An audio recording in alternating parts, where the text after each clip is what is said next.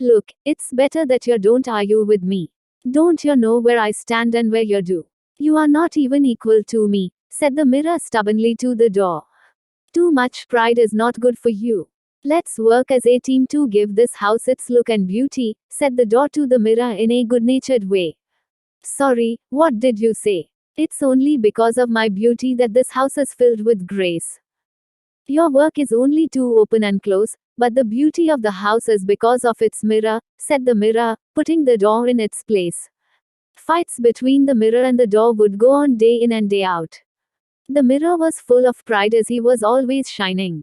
The house staff cleaned the mirror every day very carefully, and they did not allow any dust to gather on it. And due to this, the mirror remained quite proud and kept arguing all the time with the door. The mirror's pride kept increasing with every passing day. Eventually, the mirror would only open its mouth to fight with the door. One day in the house there was a small party going on and some of the guests had come to Mrs. Gupta's house. One of her friends complimented her and said, Mrs.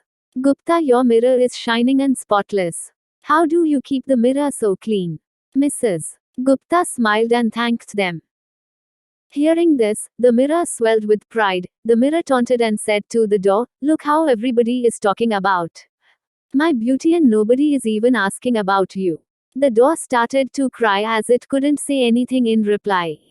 When the seasons changed, everyone was happy with the onset of the winters. But one day, a thunderstorm arrived.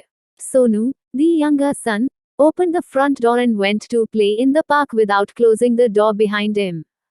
The door started to open and close because of the strong wind, and before someone could shut it, the door banged shut by itself. The impact of this loud thud caused the mirror on the wall to fall and it cracked and broke into several small pieces. What have you done?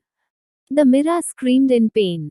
I did not do anything. I shat all by myself as a result of the thunderstorm. Please forgive me. It's not my fault, said the door as he looked at the mirror. Tears started rolling down from the mirror's eyes.